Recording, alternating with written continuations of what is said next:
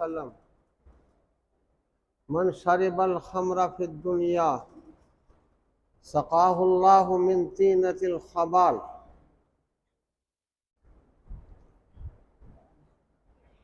ولا يشرب الشارب الخمر حين يشربها وهو مؤمن او كما قال رسول الله صلى الله عليه وسلم۔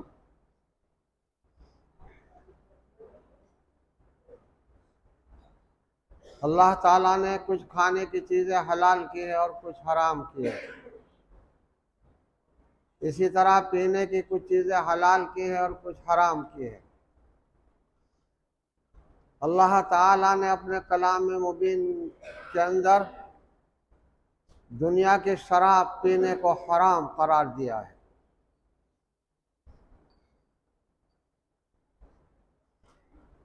شراب ایک بدترین چیز ہے، ناپاک چیز ہے، بدبودار چیز ہے، انسان کے اندر کے لیور اور پھیپھڑے سب کو خراب کرنے والی چیز ہے شراب، اس لیے قرآن حکیم میں اللہ نے اس کو حرام قرار دیا۔ مسلمان کے لیے ایسا ہے، اتنی ہی ناپاک ہے جتنا ناپاک پیشاب ہوتا ہے۔ اگر پیشاب جسم پر لگ جائے تو وہ بھی ناپاک، کپڑے پر لگ جائے تو وہ بھی ناپاک۔ شراب اگر جسم پر لگ جائے تو وہ بھی ناپاک، اور کپڑے پر لگ جائے تو وہ بھی ناپاک۔ شراب ایک بدترین چیز ہے۔ جناب رسول اللہ صلی اللہ علیہ وسلم نے ارشاد فرمایا، وَلَا يَشْرِبُ الشَّارِبُ الْخَمْرَ حِينَ يَشْرِبُهَا وَهُوَ مُؤْمِنٌ۔ شرابی جس وقت شراب پیتا ہے اس وقت اس کا ایمان اس کے دل کے اندر باقی نہیں رہتا۔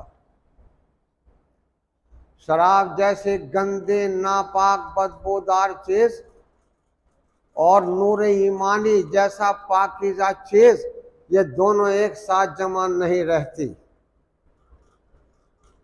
اگر شراب جیسی گندی ناپاک چیز کوئی پیے گا، اندر جائے گا تو نور ایمانی نکل جائے گا۔ یہ دونوں چیز، ایک انتہائی غلیظ، گندی اور ناپاک، ایک انتہائی منور، روشن اور پاکیزہ چیز ایمان، نور ایمانی، یہ دونوں ایک ساتھ جمع نہیں رہ سکتی۔ فرمایا وَلَا يَشْرِبُ الشَّارِبَ حِينَ يَشْرِبُهَا وَهُوَ مُؤْمِنٌ۔ ناممکن ہے یہ بات کہ شراب پینے والا جب شراب پیے اور اس کے اندر ایمان بھی باقی رہے، ناممکن ہے یہ بات۔ پیغمبر اسلام صلی اللہ علیہ وسلم کا پاک ارشاد ہے۔ کتنے افسوس کی بات ہے کہ جو لوگ شراب پیتے ہیں، خاص طور پر آج کل نوجوان طبقہ جو شراب نوشی کے اندر گھسا چلا جا رہا ہے، اس بدترین چیز کا جو شوق کرتا ہے، وہ یہ بات جان رکھے کہ وہ شراب پیتا ہے تو اس کا نور ایمانی اس کے دل کے اندر باقی نہیں رہتا۔ پیغمبر اسلام صلی اللہ علیہ وسلم نے ہمیں خبر کر دی ہے کہ شراب جیسی ناپاک اور گندی چیز اور نور ایمانی جیسی پاکیزہ چیز دل کے اندر ایک ساتھ اکٹھی اور جمع نہیں رہ سکتی۔ کتنے افسوس کی بات ہے کہ شراب پینے والے مسلمان پر ایسا وقت آئے کہ کسی ناپاک چیز پینے سے اس کا نور ایمانی اس کے دل سے نکل جائے، یہ کس قدر افسوس کی بات ہے۔ پھر اللہ تعالیٰ نے ارشاد فرمایا، تم دنیا کی شراب نہ پیو، یہ گندی شراب پیے، یہ گندی، ناپاک، بدبودار چیز ہے، اور اس کے پینے سے اندر کا تمہارا نظام سارا ختم ہو جاتا ہے، سب بگڑ جاتا ہے۔ تم یہ دنیا کی شراب نہ پیو۔ اللہ کے لیے دنیا کی شراب سے اجتناب اور پرہیز کرو، عبادت کرو، اللہ کو راضی کرو، تو اللہ فرماتا ہے وَسَقَاهُمْ رَبُّهُمْ شَرَابًا طَهُورًا، ہم تمہیں جنت میں شراب طہور یعنی پاکیزہ شراب پلائیں گے جس میں کوئی نشہ نہیں ہوگا بلکہ سرور ہی سرور ہوگا. ہم پلائیں گے اپنے پاس سے تمہیں جنت کی شراب. اللہ اکبر. وسقاهم ربهم اور ان اہل جنت کو ان کا پروردگار شراب طہور پاکیزہ شراب پلائے گا جس میں کوئی نشہ نہیں ہوگا، کچھ گندگی نہیں ہوگی، بلکہ ایسی پاکیزہ شراب ہوگی جنت کی کہ اسے پینے کے بعد سرور ہی سرور اور کیف ہی کیف حاصل ہوگا. اور وہ اللہ پلائے گا رب العالمین. وسقاهم ربهم قرآن کا ترجمہ جاننے والے سمجھ جائیں گے کہ اللہ کیا فرما رہا ہے. اور ہم جنت کی شراب پلائیں گے، ان کا پروردگار جنت میں انہیں شراب پلائے گا، شراب طہور پاکیزہ شراب. دنیا کی شراب گندی شراب پینے والے جنت کے اس شراب طہور اور پاکیزہ شراب سے محروم نہیں. فرمایا پیغمبر علیہ السلام نے کہ شراب پینے والوں کو دوزخ میں داخل کیا جائے گا اور دوزخ میں داخل کرنے کے بعد طینۃ الخبال پلایا جائے گا. قالوا یا رسول اللہ صلی اللہ علیہ وسلم وما طینۃ الخبال قال عصارۃ اہل النار. صحابہ نے عرض کی یا رسول اللہ صلی اللہ علیہ وسلم طینۃ الخبال کیا ہے؟ فرمایا جناب رسول اللہ صلی اللہ علیہ وسلم نے ہی عصارۃ اہل النار، تمام اہل دوزخ کا کچ لہو مواد ان کے زخموں کا اکٹھا کر کے ایک کنویں میں جمع کیا جائے گا، اسے دوزخ کی آگ میں تپایا گرم کیا جائے گا. وہ کچ لہو اور مواد دنیا کی شراب پینے والوں کو پلایا جائے گا. جب وہ اس کا جام ہونٹوں کے قریب لائیں گے ہونٹ کٹ کٹ کے گر جائیں گے. جب وہ اسے پئیں گے تو اندر کی تمام اتڑیاں کٹ کٹ کے پخانے کے راستے نکل جائیں گے.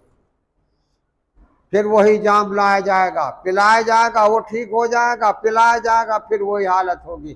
یہی حال دوزخ میں اس پر عذاب کا ہوگا.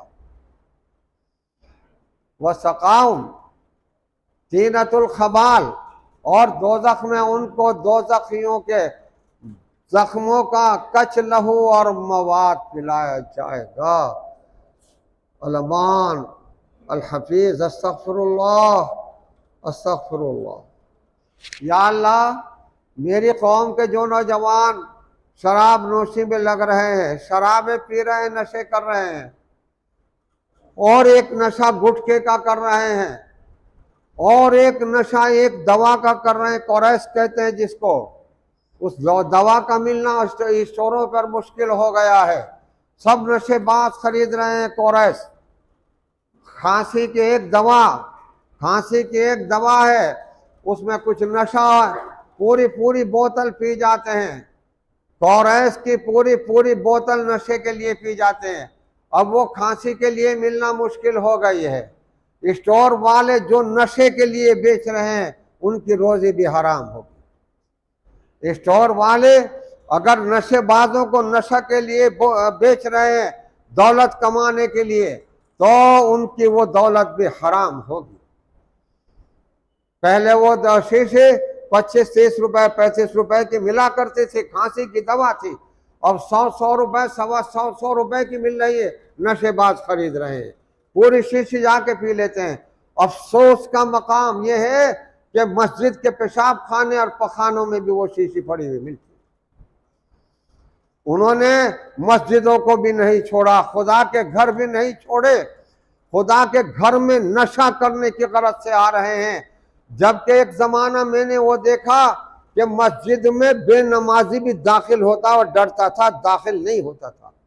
آج نشہ کرنے کے لیے مسجدوں میں آ رہے ہیں، پیشاب کرنے پخانہ کرنے مسجد میں آ رہے ہیں، اور نماز سے کوئی تعلق نہیں.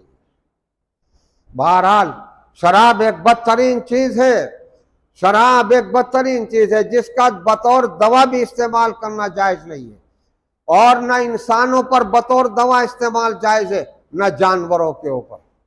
جانور بھی اگر جانوروں کے بارے میں کوئی بتا دے، زخم ہو جاتا ہے پیروں میں جانوروں کے، اس پر بتا دیتے ہیں کہ شراب ڈالی جائے، تو جانوروں کے اوپر بھی بطور دوا استعمال کرنا جائز نہیں ہے مسلمان کے لیے۔ شراب ایک ایسی چیز ہے، انسان تو بطور دوا استعمال کر ہی نہیں سکتا چاہے مر جائے، لیکن جانوروں پر بھی بطور دوا اس کا استعمال کرنا جائز نہیں ہے۔ شراب ایسی بدترین چیز ہے، اتنی بدترین چیز ہے، اللہ کے رسول صلی اللہ علیہ وسلم نے ابتدائی اسلام میں شراب پی جاتی تھی، صحابہ بھی پیتے تھے، ان کی گھٹیوں میں شراب پڑی ہوئی تھی، بچپن سے پیتے پلاتے تھے۔ مدینہ منورہ آنے کے بعد سن 2 ہجری میں شراب کی حرمت نازل ہوئی۔ اللہ اکبر اللہ اکبر، کیا کہنے صحابہ کی اطاعت کا۔ جب شراب کی حرمت کی آیت شریفہ نازل ہوئی تو حضور صلی اللہ علیہ وسلم کے پاس حضرت بلال رضی اللہ تعالیٰ عنہ تھے۔ آپ نے حضرت بلال رضی اللہ تعالیٰ عنہ کو حکم دیا مدینے کی گلیوں میں اعلان کر دو شراب حرام ہو گئی۔ وہ نکلے اور اعلان کرتے چلے جا رہے تھے، گلیوں میں لوگ اپنے گھروں میں شراب پی رہے تھے، مٹکے بھرے ہوئے رکھے تھے۔ حضرت بلال رضی اللہ تعالیٰ عنہ کا اعلان سن کر جس کے ہاتھ میں جام تھا ہاتھ سے پھینک دیا، جس کے پاس سراہی رکھی تھی لات مار کر سراہی توڑ دی۔ بخاری شریف میں ہے حتیٰ جرت فی سکک المدینہ، اتنی شراب مدینے کے گھروں میں تھی کہ جب وہ شراب کے مٹکے توڑے گئے تو مدینے کی گلی کے نالیوں میں شراب بہہ نکلی۔ لیکن کیا کہنے کہ صحابہ میں سے کسی نے نکل کر حضرت بلال سے نہیں پوچھا کب حرام ہوئی، کون سی آیت ہے، تمہیں کس نے کہا ہے؟ کسی نے نہیں پوچھا۔ سچائی کا دور تھا، یقین تھا کہ حضرت بلال رضی اللہ تعالیٰ عنہ جناب رسول اللہ صلی اللہ علیہ وسلم کے ایلچی ہیں اور آپ نے ان کو بھیجا ہوگا۔ کوئی مثال نہیں پورے مدینہ شریف میں جو حضرت بلال سے کسی نے یہ پوچھ لیا۔ بس یہ تھا کہ کانوں میں آواز آئی شراب حرام ہو گئی، جس کے ہاتھ میں جام تھا اس نے پھینک دیا اور جس کے پاس سراہی تھی اس نے سراہی توڑ۔ حتیٰ جرت فی سکک المدینہ، یہاں تک کہ مدینے کی گلیوں میں شراب بہہ نکلی نہ۔ شراب ایسی بدترین چیز ہے جس کو قرآن نے حرام کیا ہے۔ اللہ تعالیٰ تمام مسلمانوں کو اور خاص طور پر میری نوجوان نسل کو اللہ تعالیٰ اس بدترین اور غلیظ چیز سے محفوظ رکھے۔